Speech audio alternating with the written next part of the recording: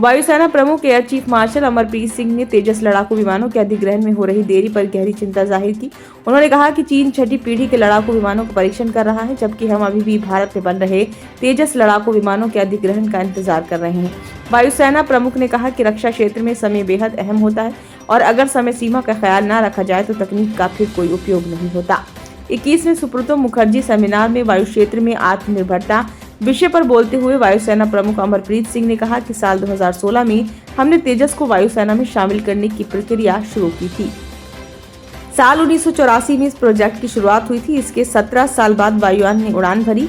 इसके 16 साल बाद तेजस को वायुसेना में शामिल करने की शुरुआत हुई। आज हम 2025 में हैं और हमें अभी भी पहले 40 विमानों का इंतजार है। यह हमारी उत्पादन क्षमता है। एयर मार्शल एपी सिंह ने कहा कि हमें प्रतिस्पर्धा को बढ़ावा देने की जरूरत है और हमारे पास कई स्रोत होने चाहिए ताकि लोगों को ये डर रहे कि उनका ऑर्डर छिन भी सकता है। अगर ऐसा नहीं हुआ तो हालात नहीं बदलेंगे। उन्होंने कहा कि क्षमता निर्माण बेहद अहम है। उत्पादन इकाइयों को आधुनिक उत्पादन प्रक्रिया में निवेश बढ़ाना चाहिए और साथ ही अपने कार्यबल को भी प्रशिक्षित करने की जरूरत है। एयर मार्शल एपी सिंह ने कहा कि हमें अनुसंधान और विकास में ज्यादा राशि आवंटित करने और रक्षा क्षेत्र में निजी भागीदारी बढ़ाने की जरूरत है। हमें अपनी असफलताओं से सीखकर आगे बढ़ना चाहिए और इसे डरना नहीं चाहिए। हम अभी अनुसंधान और विकास में रक्षा बजट का 5% खर्च कर रहे हैं, जबकि इसे बढ़ाकर 15% किया जाना चाहिए।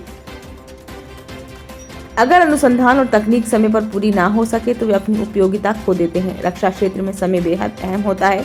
उल्लेखनीय है कि तेजस लड़ाकू विमानों का उत्पादन हिंदुस्तान एरोनॉटिक्स लिमिटेड द्वारा किया जा रहा है। भारत के तेजस लड़ाकू विमान 5वीं पीढ़ी के हैं और उनमें ही काफी देरी हो रही है।